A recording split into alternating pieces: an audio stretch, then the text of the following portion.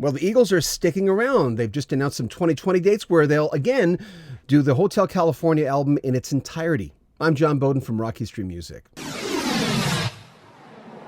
Don Henley, Joe Walsh, Timothy B. Schmidt, Deacon Frey, and Vince Gill are going back on the road. A lot of folks were wondering if the Eagles would be finished after performing one of these nights in its entirety in Vegas. Billboard announced this morning some new dates coming up next year. Now, they're pretty sparse. February 7th to 8th in Atlanta, February 14th and 15th in New York, February 29th to March 1st in Dallas, March 6th and 7th in Houston. Then we go to San Francisco for April 11 and 12, and April 17th and 18th, Inglewood, California at the Forum. Now, before this stint in Vegas, the Eagles had never performed Hotel California in its entirety.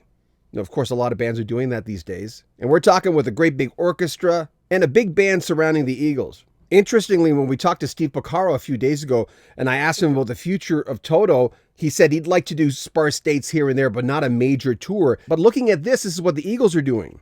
Doing a few dates, resting a little bit, then going to another place. Some bands have already done that, and it might be a good way to go. I almost made it in Vegas. Having been born in 1960, I got a little bit of the 60s, but I was really hitting the ground running in 1975, for instance, when I was 15 years old. Hotel California was released February 22nd, 1977. I had just turned 17 years old, and what a phenomenon that was, huh? Of course, the band performs Hotel California, then there's an intermission, and then they perform sort of a greatest hits package. You gotta love that.